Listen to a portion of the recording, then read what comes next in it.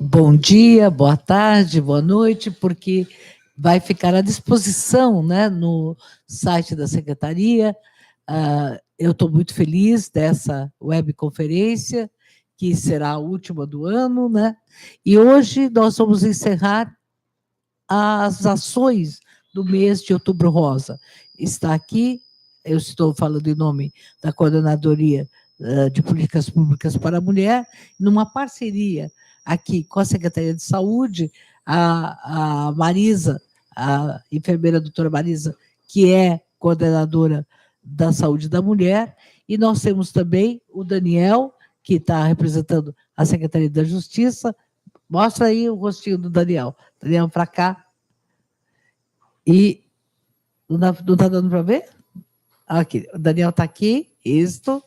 E hoje nós temos um evento importantíssimo, que a doutora Marisa vai falar sobre a situação da questão, do problema de câncer de mama no Estado.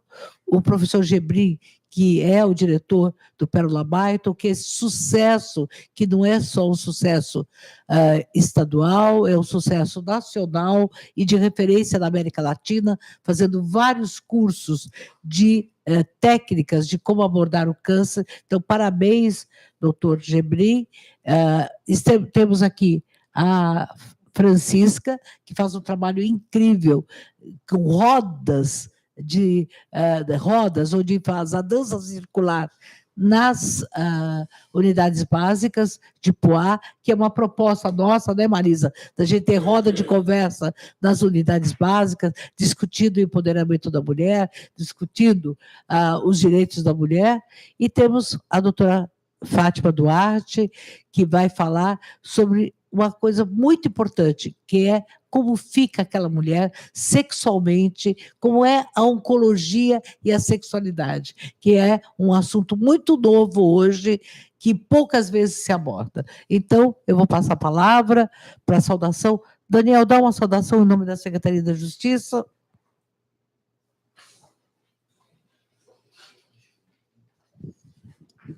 Em nome da Secretaria da Justiça, a gente participa mais uma vez dessa webconferência e, de novo, aquela situação que a doutora Albertina muito valoriza sobre a intersecretariedade, que é juntar os órgãos para fazer programas em prol da população, em especial daqueles que mais necessitam. E a coordenação da mulher participa mais uma vez com muito orgulho e com muita honra desse projeto maravilhoso. Bom dia a todos e um bom estudo.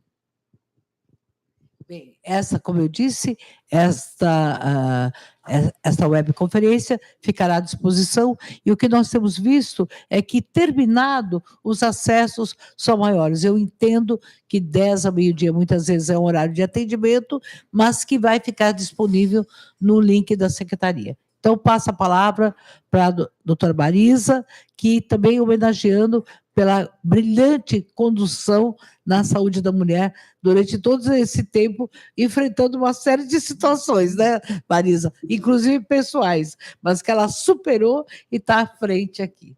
Parabéns, Marisa. Bom dia a todos, obrigada, doutora Albertina. Quero cumprimentar a doutora Fátima, doutor Gebrim, Francisca, Daniel, e mais uma vez a gente está aqui, né, nessa questão do Outubro Rosa, né, o fechamento do Outubro Rosa, dia 31, outubro em que a gente teve vários eventos, né, sempre pensando na questão de sensibilizar as mulheres, né, para o câncer de mama e para a prevenção do câncer de mama, tá? Vou passar de novo para a doutora Albertina, né?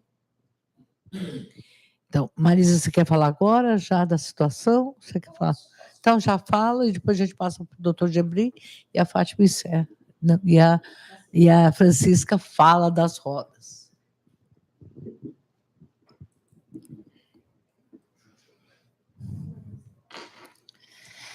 Então, a gente vai falar um pouquinho do panorama do rastreamento, né, do câncer de mama no estado de São Paulo. E aí eu trouxe só para contextualizar um pouquinho o que é a detecção precoce do câncer, né?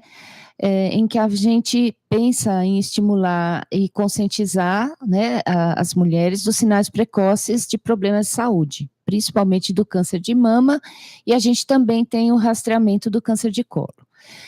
Na realidade, a detecção precoce, ela visa conscientizar tanto os usuários, né, quanto os profissionais. E rastrear pessoas, né, que estejam na fase de risco. A detecção a gente divide em duas partes, né? O diagnóstico precoce, que são ações onde a gente vai identificar a doença em estágio inicial, a partir de sinais, sintomas clínicos, e o rastreamento, que é a realização de exames diagnósticos em populações ou pessoas assintomáticas. Então, lembrar que rastreamento do câncer de mama é para aquela mulher que não tem sintoma, né? Se a mulher apresenta algum sinal ou sintoma no exame clínico, a gente tem que fazer um outro manejo, tá? Para o câncer de mama, quando é identificado em estágios iniciais, então lesões menores que 2 centímetros de diâmetro, apresenta sempre um prognóstico favorável e a cura pode chegar a 100%. A gente estima que cerca de 25% a 30% das mortes de câncer de mama na população entre 50 e 69 anos podem ser evitadas com estratégias de rastreamento populacional que garantam a alta cobertura da população-alvo. Quero chamar a atenção de vocês para essa questão da alta cobertura da população-alvo. A gente vai ver mais para frente que nós, no estado de São Paulo, a gente tem uma baixa cobertura da população-alvo e a gente precisa elaborar estratégias, todos nós, né, para que a gente possa melhorar essa cobertura, porque o rastreamento ele só vai ter efetividade se a gente tiver uma alta cobertura desta população. Em relação aos benefícios das estratégias de rastreamento, a gente tem a identificação do impacto e a redução da mortalidade e diminuição da morbidade. Quando a gente pensa em malefícios dessas estratégias, por isso é que hoje a mamografia ela é restrita a uma faixa etária que tem o maior risco de ter o câncer de mama, a gente pensa sempre em número de mortes por câncer de mama induzido por radiação, a taxa de resultados falso positivos, que podem implicar em mais exames complementares, e aí a gente vai ter um aumento, né, no custo, tanto para os gestores, né, públicos, fazer o rastreamento para a mulher sem uma sistemática, ele causa uma maior ansiedade, né? Porque ela vai ter, ela pode ter mais falso positivo, ela pode ter um falso negativo, então a gente gera muita ansiedade nessas mulheres, então a gente precisa fazer e sistematizar, por isso que a gente tem as diretrizes de rastreamento, né, do INCA, adota essas diretrizes para que a gente possa realmente fazer um rastreamento oportuno e adequado. A gente também tem,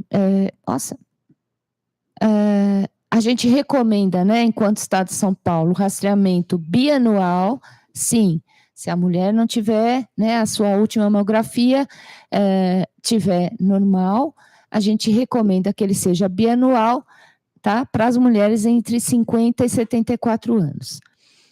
Os métodos preconizados para rastreamento de câncer de mama são a mamografia e o exame clínico das mamas.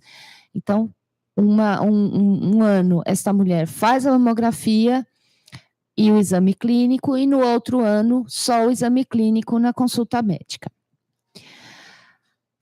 A gente tem alguns pilares quanto ao êxito dessas ações, né, de rastreamento. Então, a primeira pilar é informar e mobilizar a população e a sociedade civil organizada. É importante orientar as pessoas do que é o rastreamento, a sua sistemática, a faixa etária adequada para se realizar. Um outro pilar é alcançar a meta de cobertura da população-alvo. Como eu havia falado antes, a gente vai ver a nossa cobertura no estado, para que a gente possa pensar em estratégias para melhorar essa cobertura. Garantir o acesso a diagnóstico e tratamento oportuno, então não adianta eu fazer mamografia se eu não tiver garantia de linha de cuidado para essas mulheres, né? Então a gente precisa garantir isso de que forma? Verificando na minha região, onde eu tenho os exames complementares que eu preciso para continuidade desse rastreamento, ou seja, né, a ultrassom de mamas, as punções, né, com agulha, a realização de biópsias. Então, a gente precisa prestar atenção nisso, olhar isso para a nossa região, trabalhar em rede, porque nem todo município tem toda essa tecnologia disponível, trabalhar em rede e realizar pactuações nas determinadas CIRS, para que a gente possa garantir o acesso para essa mulher. Garantia da qualidade das ações, então observar muito a qualidade dos exames de mamografia, se aquele estabelecimento que está fazendo mamografia para o município, ele faz parte do Programa Nacional de Qualidade de Mamografia. Se não fizer, vamos lá estimular para que ele faça. Qual é a qualidade dessa mamografia? Como é que está vindo o resultado para o médico? Então, a gente tem que garantir a qualidade. Não adianta a mulher fazer uma mamografia de péssima qualidade, que vai, às vezes, onerar mais o nosso custeio, o nosso custo, até porque você vai ter que fazer mais exames para poder realmente verificar se há uma lesão ali ou não. E sempre monitorar e gerenciar as ações que vocês estão realizando, por meio de taxas, por meio de indicadores, e por meio até das perguntas para essas mulheres, né, se elas estão contentes ou não com o serviço que você está prestando. Aqui a gente mostra só rapidinho, né, os resultados da mamografia e as condutas na atenção básica para o rastreamento de câncer de mama. Hoje, as mamografias, elas são, o resultado ele vem no sistema BIRADS, né? Então, no BIRADS 0 inconclusivo, a gente tem que pedir uma avaliação adicional. Essa avaliação adicional é uma ultrassonografia, né? E aí, volto a dizer, tem que trabalhar em rede para dar continuidade a esses exames. O BIRADS 1, 2 e 3 é uma rotina de rastreamento, a mulher entra na rotina bianual. O BIRADS 3, eventualmente, né, esse achado provavelmente benigno, tem que ter um controle radiológico semestral, né? Eventualmente, se houver necessidade, encaminhar para uma biópsia. O BIRADS 4 e 5, né, são os achados suspeitos para o 4 e altamente suspeito para o 5, a gente tem que encaminhar para o segmento e unidade de referência. Então, uma unidade que você tem um mastologista e que ele pode dar seguimento a esses exames. E o 6, né, o achado com diagnóstico de câncer, mas não tratado, também encaminhar para um segmento de referência de alta complexidade. Então, é sempre bom ter essa tabelinha na sua unidade básica, para que você possa realizar o encaminhamento mais correto para essa mulher. Após o BIRAD alterado, né, a gente sempre pensa em exames complementares, né, e aí a gente também vai pensar em rede, né, para os municípios menores, você tem que providenciar a referência para ultrassom de mama, referência para punção com agulha fina, punção com agulha grossa e a referência para biópsia, né? Então, quando a mulher entra na linha do cuidado porque ela está com um BIRADS alterado, a gente já tem que pensar nesses exames para que a gente possa garantir a continuidade da linha de cuidado e essa mulher sendo, no caso positivo, aí, uma biópsia positiva, ela ser encaminhada adequadamente para um serviço de alta complexidade para que ela realize seu tratamento. Como eu havia falado na questão do número de exames e na questão da cobertura, né? Só para que vocês possam, exemplificando aqui para o estado de São Paulo, o ano de 2017, nós tínhamos 50% da população feminina de 2.248.544 mulheres. Então, vamos dizer aí que a gente precisara fazer para uma alta cobertura de 100% esse número de exames. E, na realidade, a gente só conseguiu fazer quase 1/3 desses exames, né? Foram 725.181 exames de mamografia. Então, a nossa cobertura está muito aquém do que a gente gostaria que estivesse, né? E aí, o que a gente tem? A gente tem mulheres, provavelmente o doutor Gebrim vai comentar um pouco sobre isso, mas a gente já tem mulheres chegando com diagnóstico avançado nas unidades de saúde e com mais dificuldade, óbvio, para o seu tratamento. E aí, cada vez que você chega com câncer, né, em estágio mais avançado, de um percentual de cura de 100%, você vai tendo uma diminuição desse percentual. Então, a gente precisa prestar atenção nessa cobertura. Aqui, enquanto Estado, né, a gente trabalha com a razão de exames de mamografia, e aí a gente observa aqui no Estado 0,32 para o ano de 2017, né? Teve um aumento de 1 ponto, mas na realidade a gente continua fazendo 30% dos exames necessários para essas mulheres. Então, a gente precisa prestar atenção. Principalmente em 2017, que a gente teve um aumento da cobertura SUS, né, da população procurando o SUS para ser tratado, e a gente não aumenta a nossa taxa de cobertura no Estado. Então, a gente precisa de estratégias de educação. A mulher, em outubro, ela acaba se sensibilizando, mas ela acha que a mamografia é só no mês de outubro.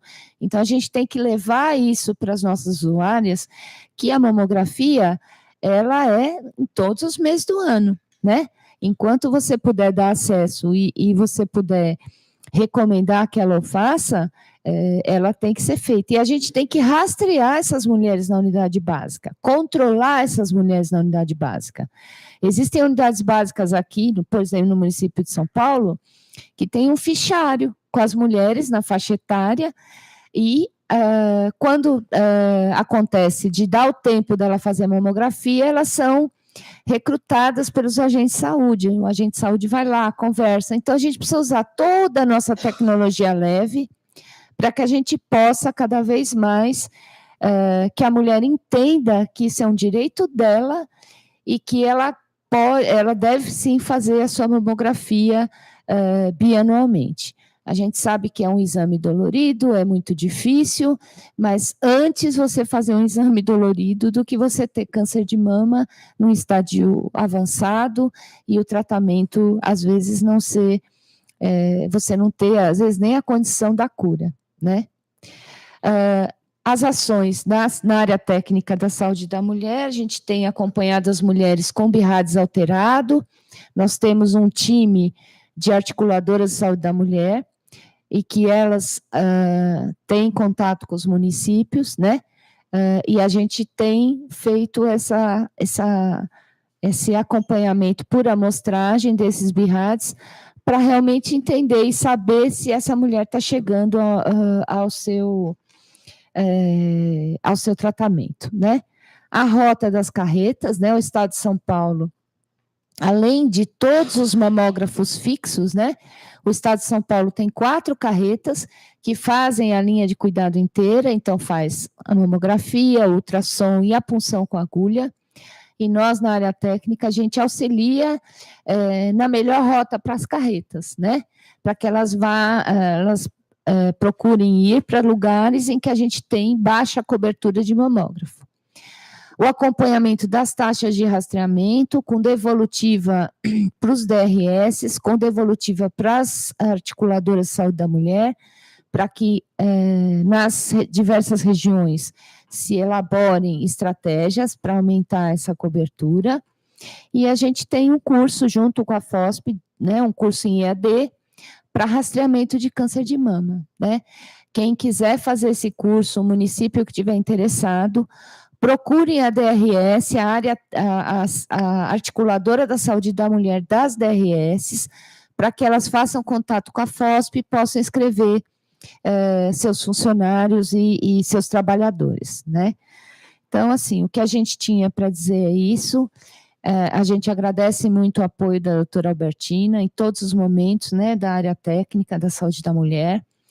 E gostaria muito que, assim, vamos fazer um esforço para aumentar essa cobertura. Agora é tempo da gente fazer as pactuações, né? Então, vamos pactuar a cobertura de 70% no mínimo, né? Não vamos pactuar a cobertura de 30%. E vamos tentar reverter essa situação, diminuir cada vez mais a chance dessa mulher ser rastreada já num estadio mais maior, né? Num estadio pior para ela. Então, é isso, agradeço muito. Obrigada, doutora Bertina. Olha, Marisa, pela coragem, pela força que você sempre tem dado, né, a todas as ações, e não por acaso a Secretaria de Saúde está junto com a Secretaria da Justiça, e neste mês, que é a comemoração, como um direito dessa mulher, para a gente diminuir o número de câncer de mama no estágio avançado. Nenhuma mulher deveria morrer de câncer se fosse diagnosticado precocemente, e lembrar agora as cidades, as regionais, né? São José do Rio Preto, Taubaté, Araçatuba e Barretos, que tiveram a maior cobertura, né? E realmente nós temos mamógrafos suficientes no estado de São Paulo. Durante muitos anos foi dito que não tínhamos mamógrafos. Hoje a gente sabe que tem. Então, mais do que mamógrafos, são as mãos que dirigem essas pessoas ao encaminhamento, né? Bem, eu vou passar a palavra para o doutor Gebrim, fazendo uma homenagem. O doutor Gebrim ganhou o prêmio Ruth Cardoso. Aliás, nós temos duas pessoas nessa mesa que ganharam. A doutora Fátima ganhou ano passado o prêmio Ruth Cardoso, como as personalidades que se destacaram, e temos também o doutor Gebrim, que faz, acho que 8 anos, né? Que ganhou o prêmio Ruth Cardoso. Foi um dos poucos homens na hora do grupo que geralmente é dado para as mulheres. Mas eu quero homenagear o doutor Gebrim, principalmente parabenizar. Não é porque ele tem uma área na atuação de mama. O Pérola Byton hoje, ele é uma referência do Centro da Mulher, um centro de referência da mulher, tem o serviço da violência, o serviço Baby Care, que é um serviço incrível, que tem toda uma história, e tem agora, há mais de 6 anos, já o serviço de violência, além da violência, nós temos a questão da Terça Rosa, que atende adolescentes de 15 a 25 anos, quer dizer, realmente como referência de vários lugares, e tem um programa que a doutora Fátima é a responsável, que é do atendimento, Sábado Sem Barreiras, o atendimento à mulher deficiente. Nós estávamos conversando para que a gente possa ainda, este ano, ou apresentar em vídeo, conferência, ou registrar aqui na Secretaria esse documento, que é a história das mulheres atendidas da parte ginecológica, que é uma situação que poucas mulheres pensam, que a mulher deficiente não tem outros problemas, não tem câncer, só tem a sua deficiência. Ela tem várias situações de dor. Então, parabéns, doutor Gebrim, parabéns à doutora Fátima, e pensar nesse documento, esse livro com registros que a gente podia lançar ainda este ano, para que seja copiado e para ser uma política pública em outros estados, e também no estado de São Paulo. Então, parabéns, passo agora, doutor Gebrim. Doutor Gebrim é realmente, na verdade, ele é hoje um sinalizador. O Pérola Byton recebe casos de todo o estado, casos de toda a cidade, ele é responsável por 1/3 da cobertura da cidade, e recebe pessoas de todo o Brasil. E, fora isso, hoje, ele é um multiplicador, porque ele é um profissional que a técnica de atendimento Pérola Byton está sendo difundida para outros estados. Parabéns, professor Gebrim, por toda a força que você tem dado às mulheres deste país. Muito obrigado, bom dia a todos. É um prazer estar aqui com vocês para compartilhar as experiências. E, curiosamente, a semana passada nós estávamos participando de um evento mundial em Seattle, nos Estados Unidos, onde a forma de atendermos integrada e os projetos que nós desenvolvemos no Hospital Pérola Baito e também em algumas capitais do Brasil, eles foram ressaltados como sendo um modelo para se discutir assim, o que se pode oferecer a populações de baixa e média condição econômica. Isso é importante até para os Estados Unidos, porque vocês sabem que 40 milhões de americanos hoje não têm seguro-saúde, não podem pagar, e eles estão procurando modelos, e quando se diz que o SUS do Brasil ele é equitativo e ele é universal, ninguém acredita. Como que vocês conseguem?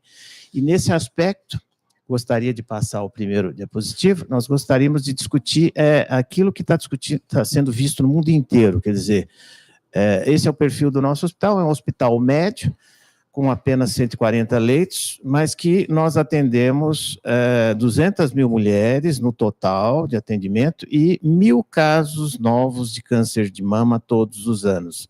Nós ultrapassamos o INCA, que é uma estrutura muito grande, e nos colocamos hoje na vanguarda como um hospital que atende o maior número de casos novos de câncer de mama do Brasil. Com relação a esse aspecto, pode passar. Eu mesmo mudo aqui? Eu posso mudar? Aqui mesmo. Ok, obrigado. Então, a discussão nós estamos aqui vivendo assim, estamos fazendo adequadamente aquilo que o mundo inteiro faz, nós hoje não podemos estar focados no Ministério da Saúde, nós temos que nos comparar ao restante do mundo. Estamos fazendo rastreamento de câncer de colo de útero, não de forma ideal, abrangente, porque já existe vacina, mas é um câncer que tem que ser eliminado, né? Mas ainda existem casos, nós atendemos cerca de 150 casos novos por ano. Mas o câncer de mama, a grande discussão hoje ele pode ser rastreado? Então, a discussão é exatamente essa, quer dizer, existe uma regra que nós vamos discutir adiante. Qual é a prioridade? Depende de que população nós estamos ligando. O importante é assim, o exame clínico. O exame clínico hoje ele está sendo colocado no mundo inteiro como o mais importante. Como o tratamento evoluiu, então esse gasto de fazer mamografia anual a partir dos 50 anos, vários países do mundo estão dizendo, nós não vamos mais investir em rastreamento, porque nós queremos que os nossos médicos e as nossas pacientes venham rápido com esses nódulos, porque com o tratamento, a chance de cura é quase igual àquele que nós estamos procurando, rastreando, assustando as pacientes. Então, existe uma tendência hoje em fixar nas populações de alto poder, de alta condição, o início do rastreamento aos 45 anos, como está ali, e a partir dos 50 anos, a mamografia a cada 2 anos. Muito bem. Agora, nós vamos partir por uma particularidade que eu acho importante, que é um levantamento que eu fiz em 2014, dizendo, puxa vida, nós fazemos no estado de São Paulo uma quantidade enorme de exames ultrassonográficos pélvicos, e qual o impacto disso em redução de incidência de câncer, já que o colo de útero não é rastreado dessa forma. Que impacto tem isso na mortalidade de câncer de corpo uterino, endométrio e ovário? Nenhuma. Visto que, no nosso meio, as mulheres que têm queixas clínicas, sangramento, tumores, queixas abdominais, demoram meses para fazer esses exames. Por quê? Porque no Brasil nós precisamos reeducar a nossa comunidade médica a não pedir exame de rotina, o exame ultrassonográfico pélvico, porque nós gastamos no estado cerca de 23 milhões ou mais agora, por ano. Isso dá para manter um hospital do porte do nosso, com exames ditos impróprios, ou seja, isso é um recurso que está sendo gasto, nós estamos fazendo mutirões para nada. Nenhum país do mundo gasta essa quantidade, e isso precisa ser dito. A nossa população de ginecologistas precisa ser reeducada. Examinou o paciente, não encontrou queixa, não é para se pedir o exame ultrassonográfico, porque assim nós vamos usar o recurso para quem precisa, e ela vai conseguir fazer o exame no dia seguinte, ou 2, 3 dias depois. Então, a nossa instituição hoje, ela é um hospital referenciado, ela recebe via CROSS, os casos, são casos de alta complexidade, e isso foi muito importante para dar vitalidade, para dar qualidade e dar agilidade à instituição, tirar o atendimento primário dos hospitais, que é a tendência que está sendo desenvolvida na Secretaria de Estado. Então, os casos têm que ser atendidos de uma forma resolutiva. Esse conceito é o conceito que vem sendo foi replicado para países de condições socioeconômicas menores e que todos acharam extremamente importante, que é o quê? O atendimento num único dia, marcou a consulta, 70% das mulheres do nosso estado, do país como um todo, elas têm o câncer que os americanos chamam self-detected, elas descobriram o nódulo. Então, aqui cabe o principal parêntese. Na política do Ministério da Saúde, o caderno de orientações técnicas diz que não se deve valorizar o autoexame no Brasil. Isso é um equívoco que copiaram e colaram no país errado, quer dizer, isso não pode. Nós recebemos 70% das mulheres com nódulos que elas próprias palparam. Isso mostra o quê? Mostra que nós precisamos valorizar não só o exame delas, como fazer com que os médicos palpem os nódulos. A China está desenvolvendo um projeto que eles não são capazes de fazer rastreamento pela quantidade, e eles já mostram que a população deles já está sendo orientada a se autoexaminar, os médicos a palparem as mamas, principalmente que as mamas das chinesas são pequenas e densas. Então, essa modalidade tem revolucionado. A Índia não tem condição de fazer rastreamento, porque eles falaram, nós vamos precisar dos mamógrafos do mundo inteiro para fazer rastreamento da nossa população. Então, essa história da mamografia isolada, ela está caindo hoje, por quê? Porque nós estamos tendo condição de tratar precocemente, com bons resultados, em vez de gastar muito recurso, correndo atrás de pacientes que às vezes já estão com nódulo palpável, e isso poderia ser muito mais agilmente, nós vamos salvar mais vidas tratando as mulheres rapidamente com nódulo, do que correndo atrás dela com mamógrafos. Então, nós estamos aqui, o atendimento que numa única consulta nós examinamos, os médicos são importantes, são parceiros, os enfermeiros, que palpam o nódulo, referenciam o paciente, e no mesmo dia ela faz os exames, se precisar, aí sim ela faz uma mamografia diagnóstica, e isso permitiu que nós, nos últimos anos, desde que foi implementado esse modelo, o que está em vermelho são os casos avançados. No Brasil é 55, aqui no estado de São Paulo é em torno de 40, mas desde que nós implementamos esse atendimento ágil, a maior parte das pacientes, vocês podem ver lá, o verde da primeira, são tumores da primeira curva, são tumores grandes, de 2 a 5 centímetros, mas estão ainda no estágio 2, nós curamos a maior parte desses casos. E se realmente elas ficarem 6 meses esperando um diagnóstico, uma biópsia, o que vai acontecer? A progressão e a chance de cura, ali está a sobrevida dessas pacientes na linha vermelha. Então, os pacientes do estágio 3, que têm uma chance menor de cura, elas estão reduzindo no nosso estado. Graças ao quê? Um atendimento ágil, examinou, detectou, agiliza. Em amarelo, ali os casos de câncer in situ, que é o pré-câncer, que são os casos que vêm da mamografia. Então, ok, nós estamos fazendo as duas coisas ao mesmo tempo. Fazendo uma mamografia quase que abrangente, estamos detectando mais agilmente esses nódulos e tratando. E vejam que, se nós formos mais ágeis, garantimos o acesso e resolver o caso, não adianta ter o acesso e não resolver, nós vamos estar indicando 35% de mastectomias, quer dizer, nós nem precisamos brigar para a reconstrução dessas pacientes, nós vamos evitar a destruição da mama. Então, detecção precoce significa preservação da mama, chance de cura, redução de gastos, e isso é extremamente, hoje, um desafio para essas populações que são rastreadas. Mas é importante que todos nós saibamos que, a partir do momento que nós temos essas demandas, nós vamos ter que investir. Nós temos que investir em biópsia, nós temos que ter laboratórios ágeis, trazendo resultado, porque ficar 3 meses esperando o resultado de uma biópsia também não é aceitável.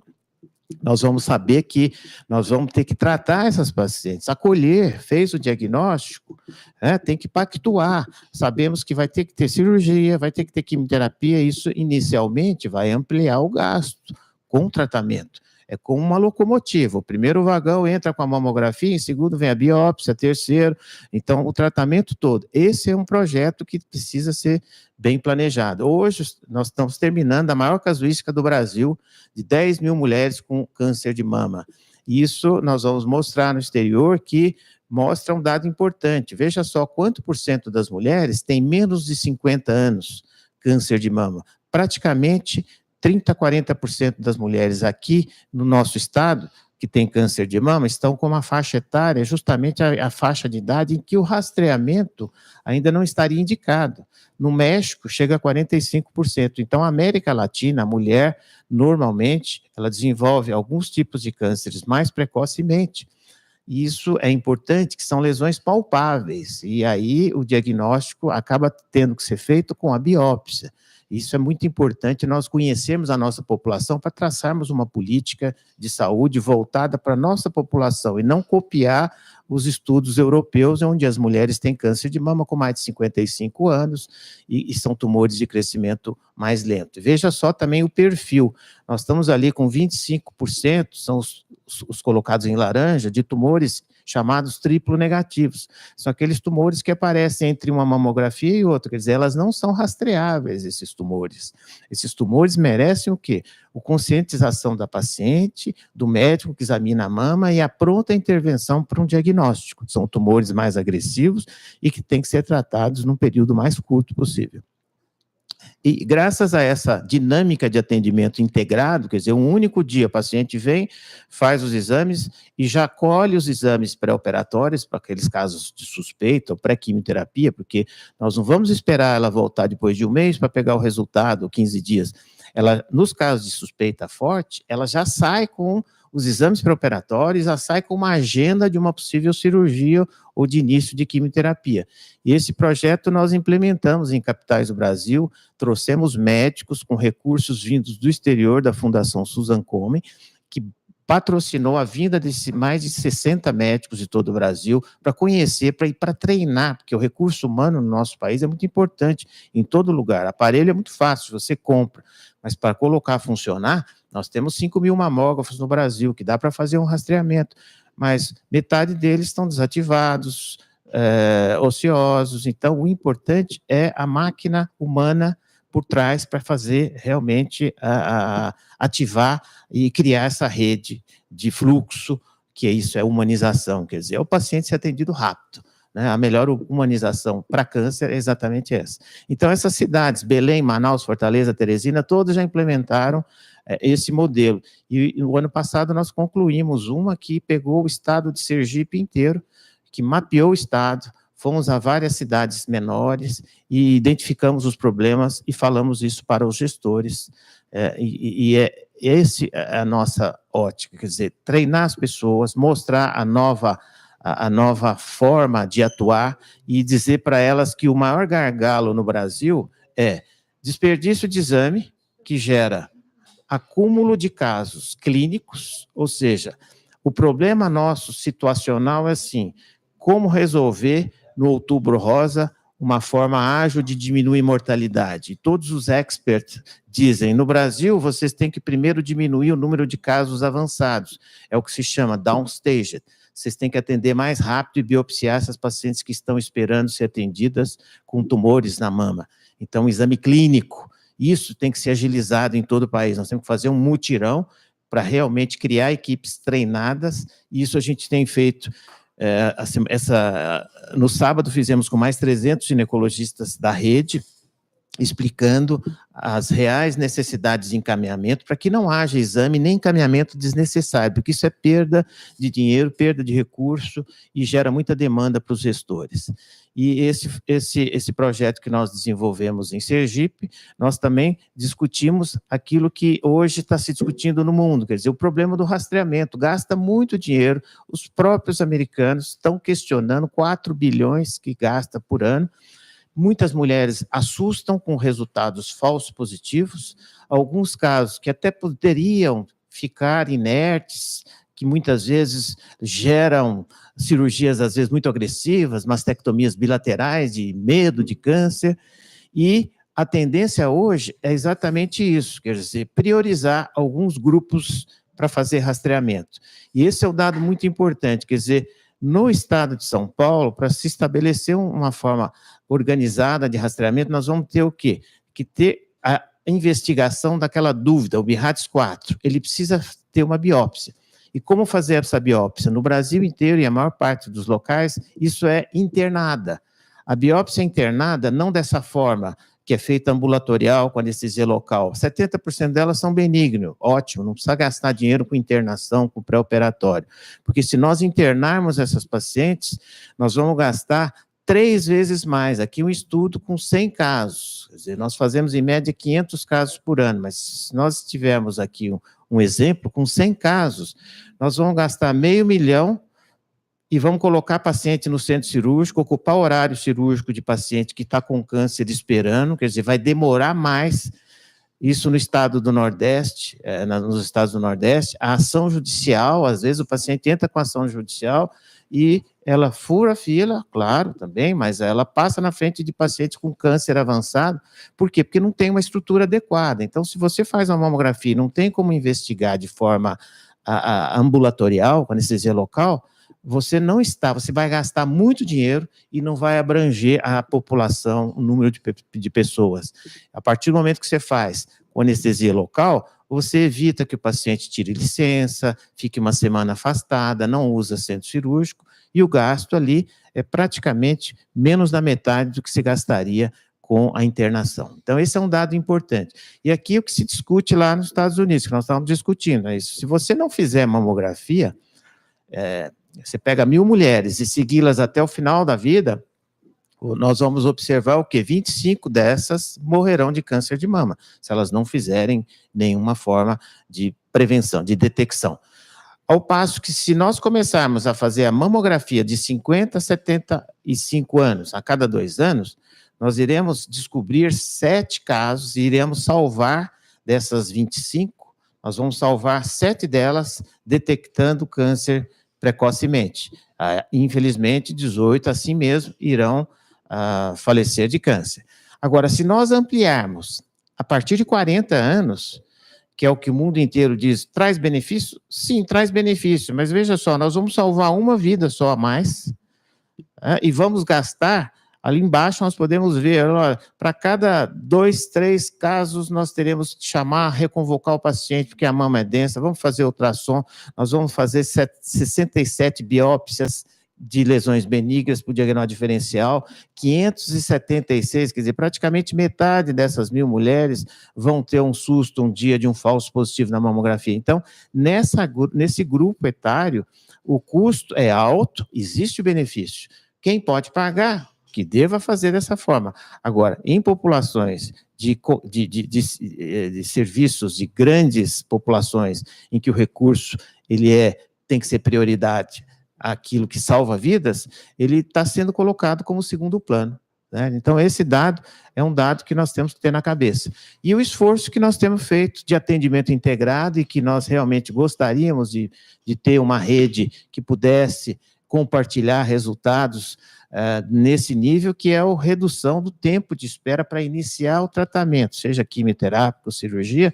Nós estamos aqui com grande parte, praticamente, os pacientes que não têm grandes morbidades, nós estamos com uma curva que permite seguir tranquilamente a lei dos 60 dias para que 90%, 80% das nossas pacientes, em função dessa necessidade de ver o caso lá na frente, quer dizer, já vê que é um caso positivo, já pede exame, já contactua o serviço que vai ser encaminhado, já tende a achar um jeito de agilizar a PAC, isso é o que nós estamos a cada dia tentando aprimorar. E esse grupo que que se reuniu com 78 países na semana passada, nós estamos aqui com um grupo da África, um grupo do Panamá, México, e nós vamos traçar uma estratégia que nós possamos trocar experiência, países da Ásia, a Malásia, Mianmar, e trocar experiências e começar a entender no serviço público, todos, o mundo inteiro, né, as dificuldades são muito semelhantes de todos, e realmente a linguagem dita é: vamos examinar mais as mamas e vamos ser mais ágeis, e falar menos de mamografia. Muito obrigado. Acho que, como sempre, o Dr. Gebrim traz o registro da prática, né? E a gente fica muito feliz do Pérola Byton ser um indicador, ser uma referência, não mais para o Brasil, que já é, mas para o mundo. Parabéns, Gebrim, pela sua força, por todo essa cautela que você traz. E acho que uma das coisas que a gente tem a proposta, o autoexame foi execrado, né? E foi uma situação muito forte, porque várias entidades de instituições médicas falaram do autoexame, quando a prática mostra 70%, como você vê, nos próprios, não só no serviço público, nos consultórios, é a mulher que detecta. Então, talvez a forma que hoje eu estou propondo seria autoconhecimento das mamas. Quer dizer, então, até falando para a adolescente, que ela se autoconheça e que todo mês ela veja a sua mama como um autoconhecimento. Esse autoconhecimento em si, eu me conheço, está diferente a minha mama, eu tenho o direito de ser atendida desse meu autoconhecimento. Então, talvez uma proposta que, na roda de conversa, a gente já pense que seria uma coisa que não vai contra a categoria médica, não vai já, eu já me autoexaminei, já começa, mas eu me autoconheço e eu sei isso. O que vocês acham? Né? Não é minha só, é uma proposta que eu tenho feito agora, cada vez mais, e que seria, está muito em moda o empoderamento, mas o meu poder de me conhecer e de falar que eu não estou bem, né? Então, acho que seria isso uma proposta. Você concorda, Marisa? Concordo, claro. Bem, agora eu vou passar para a doutora Fátima.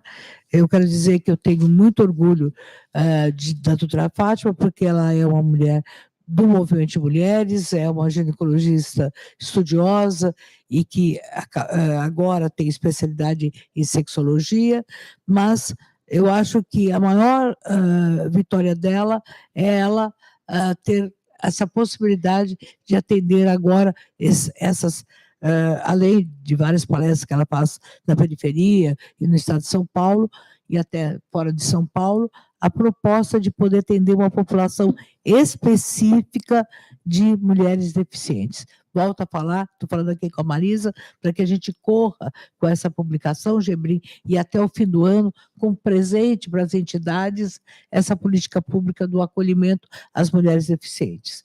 Bem, e agora, não por acaso, né, a Fátima gosta sempre dessas inovações, e agora ela vai falar da sexualidade da mulher com situações oncológicas.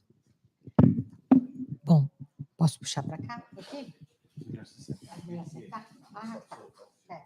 Aí é.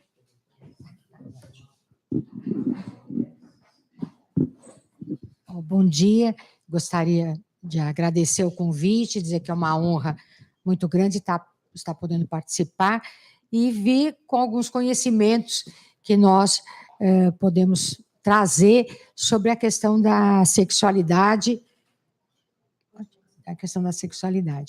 E nós sempre falamos, quando nós falamos de sexualidade, a sexualidade das mulheres está sendo cada vez mais discutida. E quanto mais nós falamos sobre sexualidade feminina, mais as mulheres podem desfrutar dessa sexualidade. E muitas vezes o sexo e sexualidade são confundidos, né? Então, o que seria sexo? O sexo seria a relação sexual em si. E a sexualidade feminina e a sexualidade humana seria muito mais que a relação sexual. Na sexualidade humana, nós temos a questão do afeto, a questão da comunicação, a questão do toque, a questão do erotismo, a questão do carinho. Então, a sexualidade, ela é muito mais que a relação sexual. Ela, principalmente, está relacionada com a forma de um chegar ao outro. E prazer e orgasmo são sinônimos? Não são. não são sinônimos. O prazer está muito mais relacionado a como se toca, como é tocada, na busca da intimidade, e o prazer pode, dentro do seu processo, encontrar também o orgasmo. Então, a sexualidade humana, ela vai além do prazer, ela está relacionada com o fato de um olhar o outro. E aí é onde nós temos as diferenças de homens e mulheres.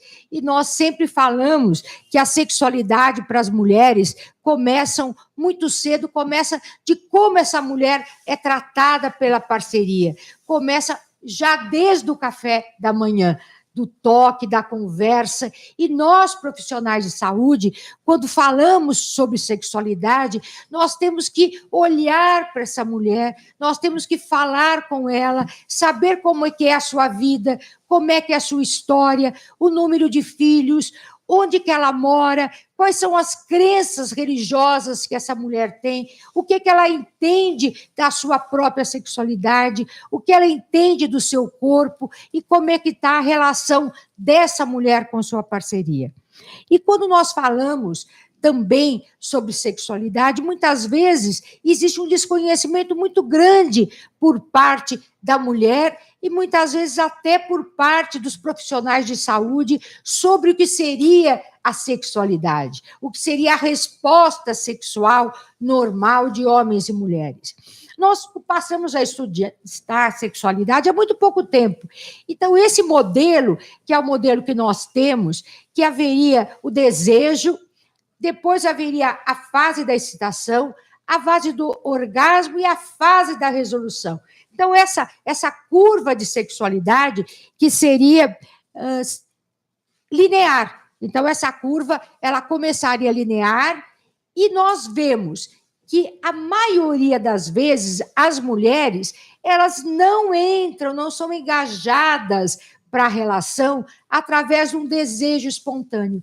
Esse desejo espontâneo, essa curva, ela se coloca muito bem para os homens. Os homens realmente, eles têm desejo, a excitação, o orgasmo e a resolução. E muitas mulheres, elas partem para uma relação sexual, muitas vezes a partir de um desejo que é um desejo neutro. Mas o que faz essa mulher se engajar dentro desse erotismo e da sexualidade?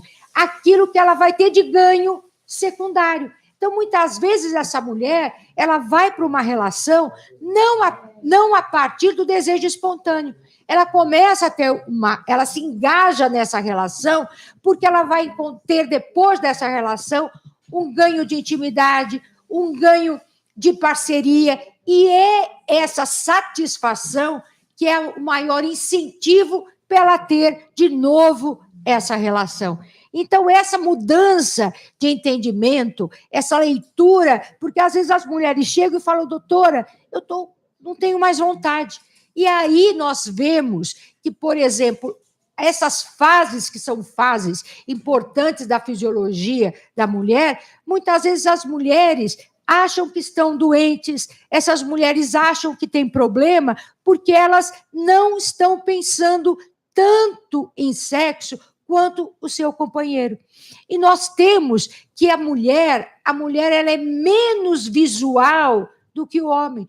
Quando nós temos uma série de estímulos, tem uma pesquisa muito interessante que colocaram homens e mulheres e colocaram filmes eróticos, situações afetivas e falaram para esses homens e mulheres se eles se sentiam que estavam excitados, para colocar esse questionário no fim de um auditório.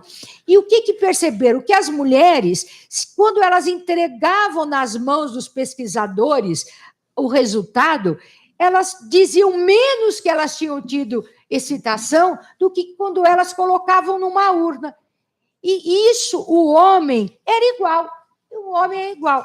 E muitas vezes as mulheres nem sequer percebem que elas estão excitadas, porque os homens são muito mais visuais, depois os homens são mais auditivos e, finalmente, os homens são de mais toque. E a mulher é exatamente ao contrário.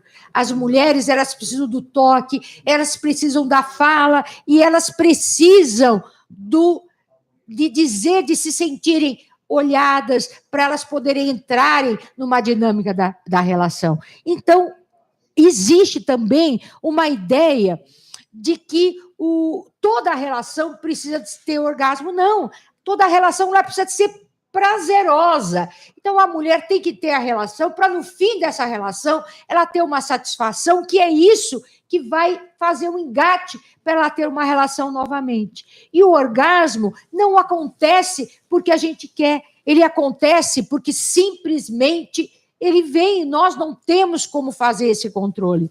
E muitas vezes as mulheres ficam procurando, mas tem 2 tipos de orgasmo, tem o orgasmo clitoriano, o orgasmo vaginal. O orgasmo é um só. Muitas vezes o toque é um incentivo para esse gatilho, mas muitas vezes as mulheres entram, têm o prazer, e o orgasmo ele é um só. Nós não podemos ter que separar o orgasmo clitoriano, o orgasmo vaginal, a busca do orgasmo simultâneo. E o homem, em termos de corpo, de homens e mulheres, nós sabemos que o homem, para ele se excitar, é necessário apenas 50 ml. Se no início do impulso, da sexualidade, o homem se manifesta, ele já vai ter esse processo de excitação.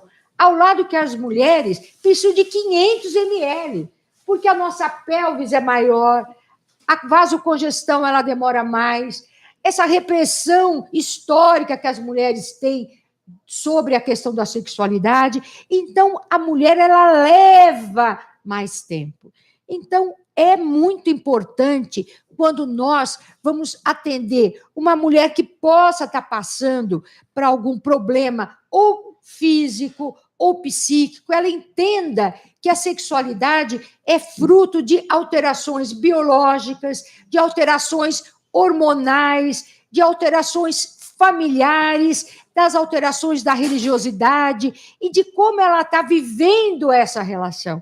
Então, muitas vezes, quando essa mulher recebe uma notícia de câncer de mama, como essa notícia de câncer de mama, como o tratamento do câncer de mama vai interferir na sua sexualidade, vai interferir em todas as fases da sexualidade.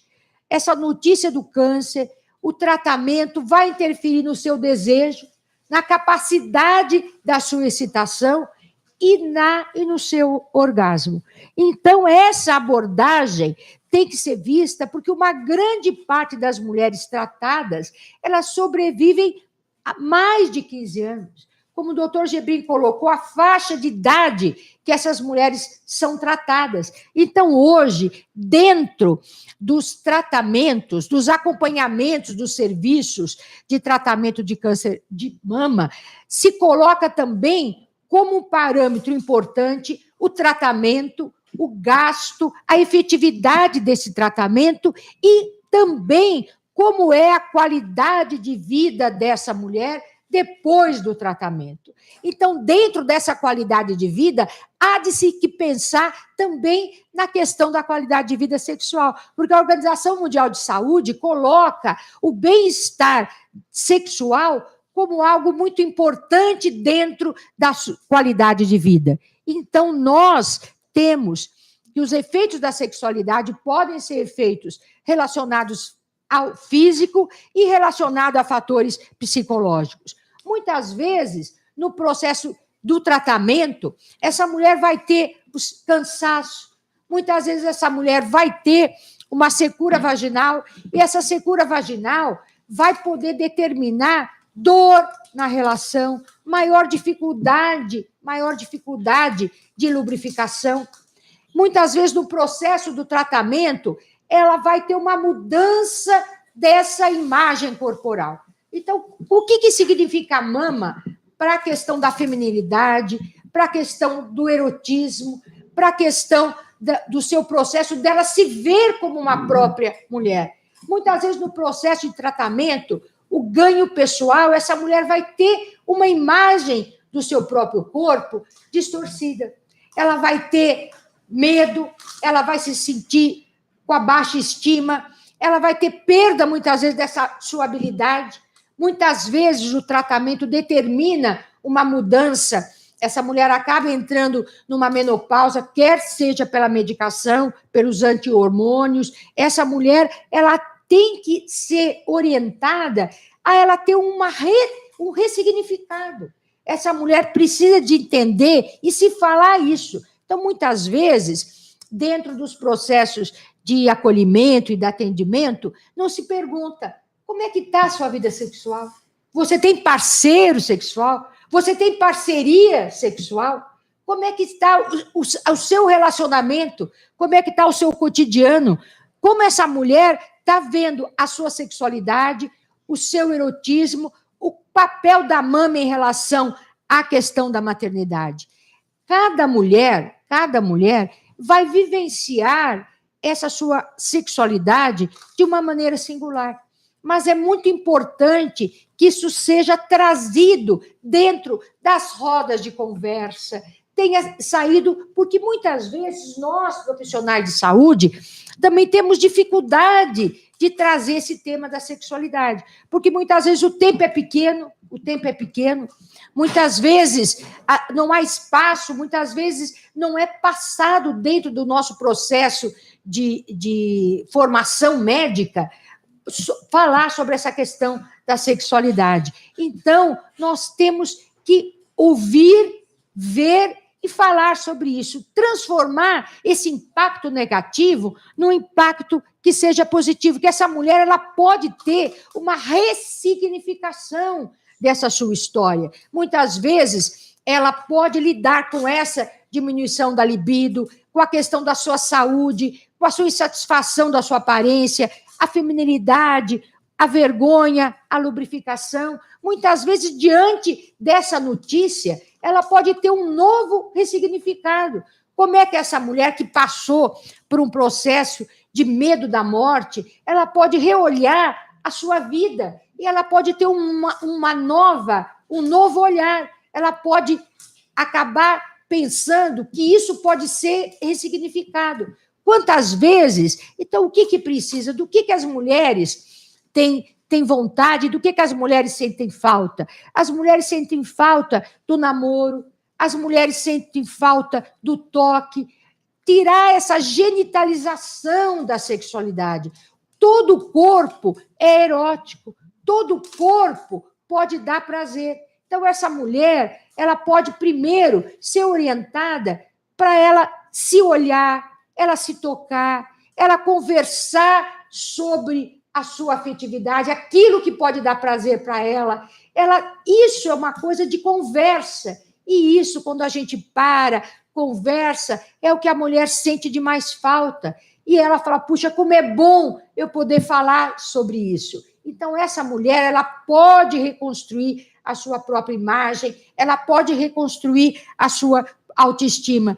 E essas mulheres que enfrentam o câncer de mama, elas têm que entender, elas podem se resgatar e entender que o amor, a conversa, é o melhor tratamento. Então, isso, muitas vezes, com informações simples, essa mulher, ela sendo explicado, ela já sai, não precisa de ser encaminhada para o endocrinologista, para o sexólogo, para uma terapia sexual. Muitas vezes, com medidas simples, você pode conversar. Ela passar a ler mais, ela observar, conversar, uma ouvir a outra, resgatar essa conversa, e isso é aquilo que pode fazer o papel transformador. E quando a gente fala isso para a mulher, também trazer o seu parceiro, fazer uma roda de conversa, isso passa a ser uma coisa muito importante. E sempre que essas mulheres são ouvidas, a gente fica impressionado como essa forma de escuta que emociona é capaz de transformar essa mulher. E essa mulher ela pode ir para dentro do seu relacionamento e ter uma nova virada dessa sua vida. Porque essa emoção passada com verdade, ela é a que transforma. Então, eu queria agradecer vocês. Muito obrigada.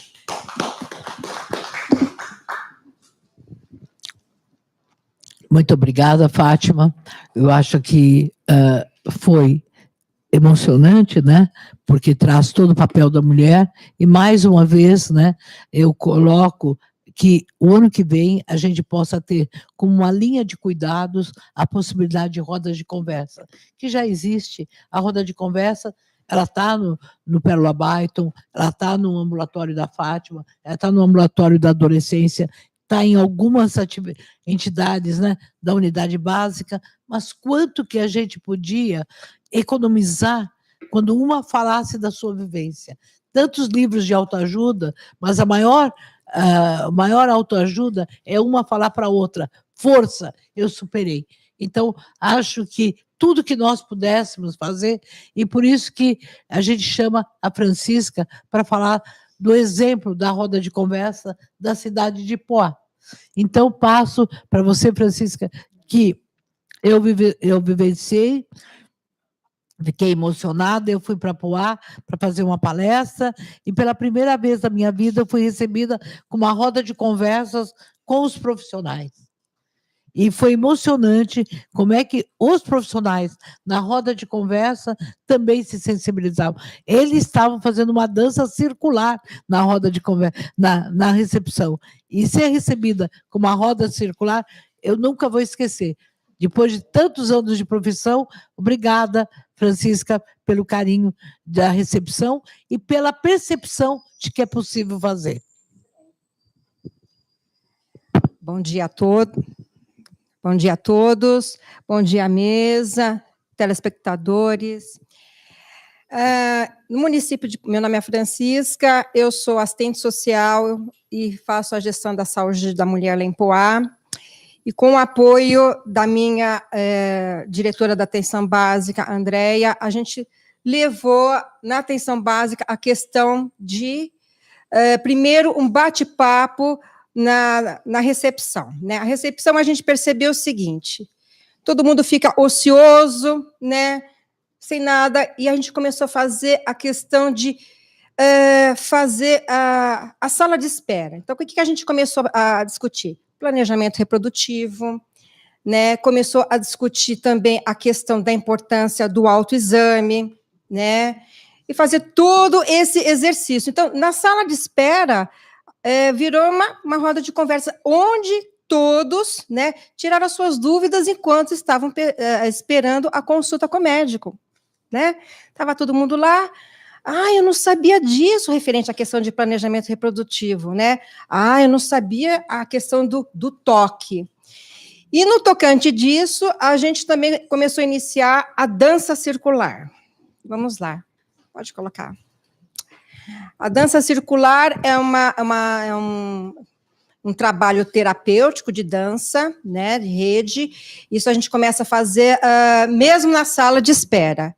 Pensa que é fácil? Não é nada fácil fazer isso em sala de espera, né? Todo mundo muito tímido, a gente começa a afastar as cadeiras e vamos lá, né? Então, a gente vai explicar um pouquinho o que é essa dança circular. A dança circular é uma prática de dança em roda tradicional contemporânea. Ela tem origem em diferentes culturas. Ela favorece a aprendizagem, a conexão entre os participantes. As pessoas começam a dançar juntas. São pacientes, funcionários, em círculos, e aos poucos começam a internalizar os movimentos. O enfoque não é a técnica, mas sim o movimento, né? Pode colocar. Então, a prática tem trabalhado a integração e a sociabilização. A gente percebe uma melhora na saúde das pessoas. As pessoas chegam, né, moadinhas, né, ali não quer interagir, e a gente começa esse movimento, né? E ela é muito inclusiva, que ela, assim, homens, mulheres, crianças, deficientes, todo mundo junto e misturado, né? É uma dança que traz uma união, um apoio ao outro, a alegria, a disposição, e ela é visível isso, que quando a gente faz a dança, a gente percebe, assim, no rosto de cada um que participa, sabe? O olhar, o sorriso, o movimento, o se tocar um no outro, né? Isso que é importante. É imensamente gratificante ver o nosso trabalho refletir na melhoria da saúde dos usuários, que a gente vê a questão como é diferente, né? Então, assim, esse no Outubro Rosa, a gente fez uma atividade em que, assim, a gente colocou algumas saias, com foco das mulheres, mas também homens participaram, né? Aí nos outros postos, no Wellington Lopes também. Vamos continuar. E nas UBSs. Hoje nós estamos com 8 unidades básicas, né? Todas elas a gente faz no período da manhã. E eu trouxe uma dança, será que dá para estar colocando? Como é que a gente faz nos postos, tá? Ah, tá.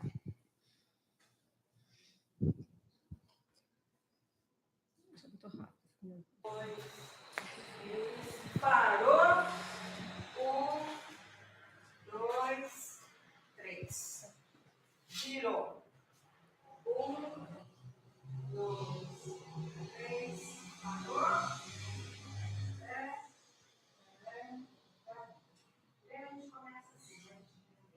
Olha o meu radinho. Isso é muito bom.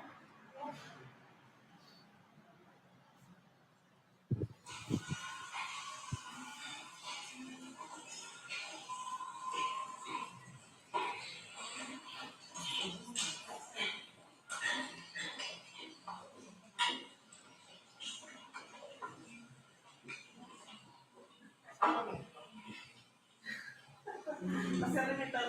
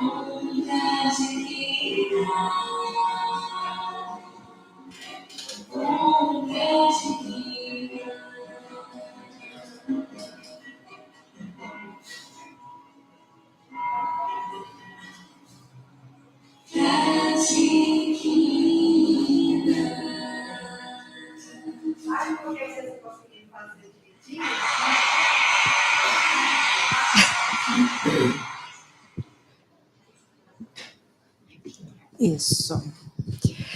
Então, isso acontece em sala de espera que a gente faz e também outras danças, tá?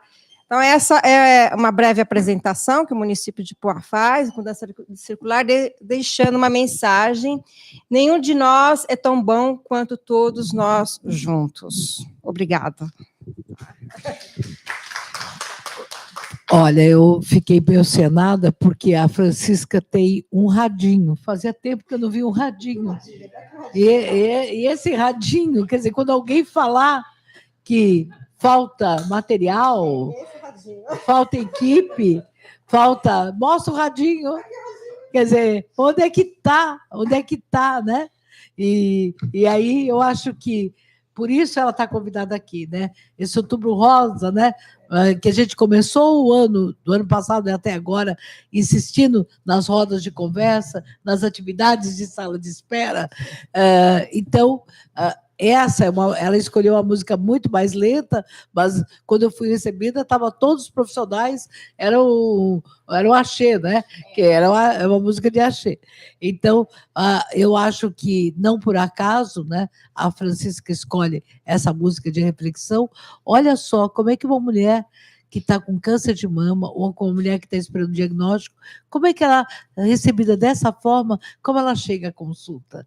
Com certeza, se nós estamos discutindo a humanização do SUS e a proposta do SUS vinculado com a comunidade, esse é um vínculo, né, que a gente pode chegar este ano que vem e agora lembrar que esse é o presente de aniversário do Outubro Rosa que nós queremos para todas as mulheres do Brasil. E a senhora sabia que no Ministério tem uma portaria, né, que eles apoiam a dança circular, né, nos trabalhos de saúde. Então, eu acho que essa é a esperança. Nós que hoje estamos querendo que cada vez mais o SUS chegue perto das pessoas, que São Paulo possa mostrar efetivamente que nós estamos fazendo, né, para o Brasil, né? Então, eu vou pedir para que o doutor Gebrim diga as suas palavras. Olha, aqui as pessoas estão parabenizando os profissionais que transmitiram brilhantemente esse tema tão abrangente. Eu acho que nós mudamos nesse Outubro Rosa com essas propostas de esperança. Então, Gebrim, queria que você falasse.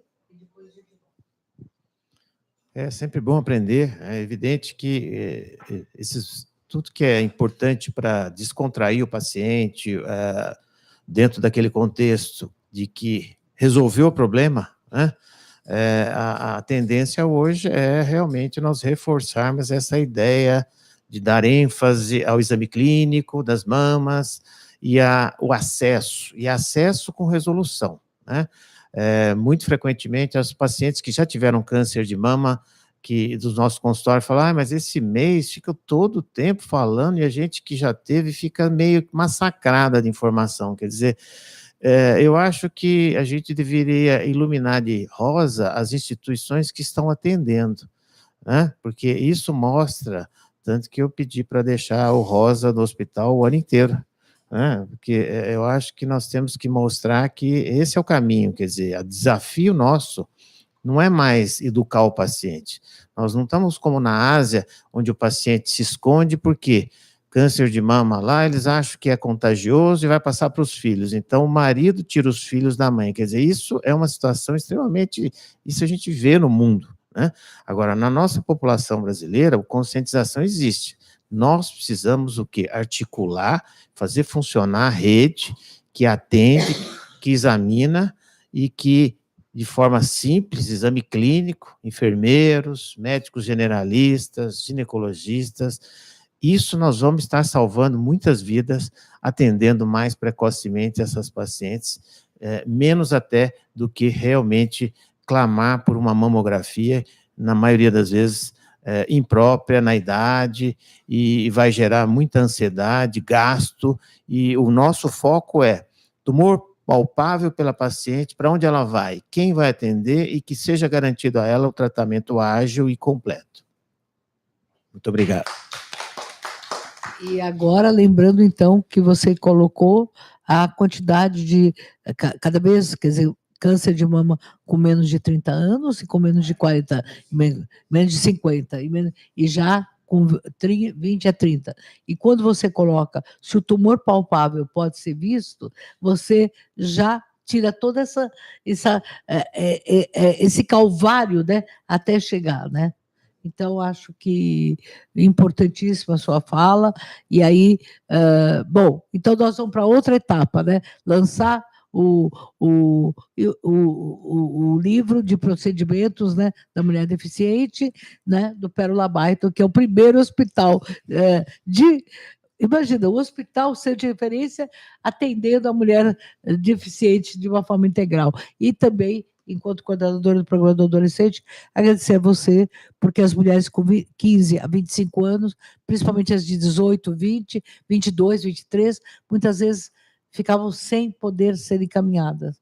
E aí o Dr. Gebrim abre essa porta. Então, é um verdadeiro diretor, né? Tem serviços como a questão da violência, a questão da adolescente, a questão da mama, quer dizer, ele é um centro de referência. Muito obrigada, Gebrim, parabéns. E agora eu queria que a Marisa falasse, depois a Fátima, para a gente encerrar. Estamos nos horários, que maravilha, olha aí. Só para encerrar mesmo, a gente concorda realmente com o Dr. Gebrim, inclusive o curso de rastreamento da FOSP, né, que foi feito juntamente com a FOSP e com o Hospital de Câncer de Barretos, esse curso ele tem dentro dele um módulo que é o exame clínico de mamas, porque a gente entende, Dr. Gebrim, que os profissionais precisam disso, né, e até a gente precisa realmente rever nossas políticas do Estado, acho que avançar mais para esse desafio, né?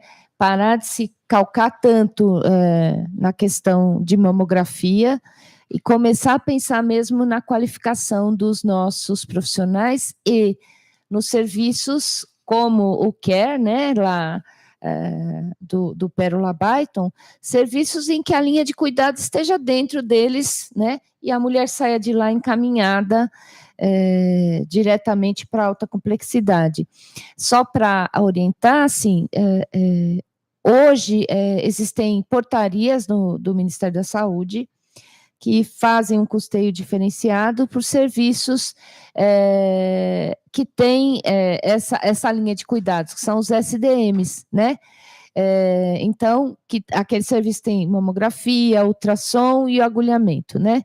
Então, se vocês procurarem as portarias, né, SDM, vocês vão estar encontrando, e a gente pode estar pensando em habilitar mais esses serviços do Estado e começar a mudar realmente a nossa política e o nosso modo de fazer, né, para que a gente possa cada vez mais diagnosticar essa mulher o quanto antes possível, para que ela tenha menos problemas aí.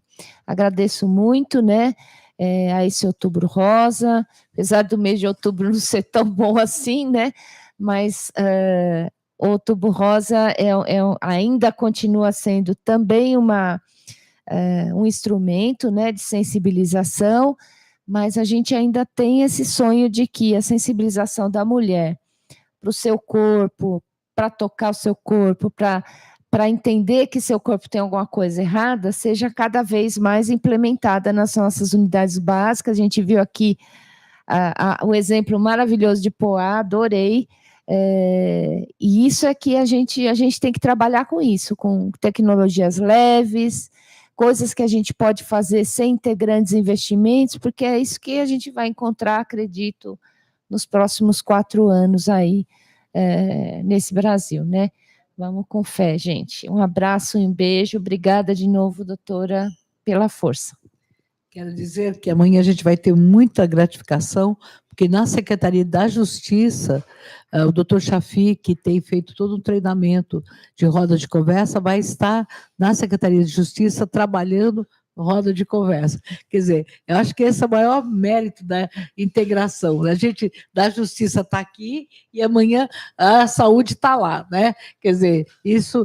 E agora, falar da Ana Lúcia, da Casa do Adolescente de Cruzeiro, que diz que fazem a roda de conversa para a clínica, para a ginecologia, para o dentista, com os adolescentes. E agora, a DRS, a Luciane, pediu que, por favor, publiquem. O link vai estar. Publiquem o livro. Sim, nós vamos publicar e ainda vamos ver este ano ainda para lançar aqui. E ver se chega, então, para as DRS, talvez o livro fique online, vamos ver o que a gente possa fazer, né?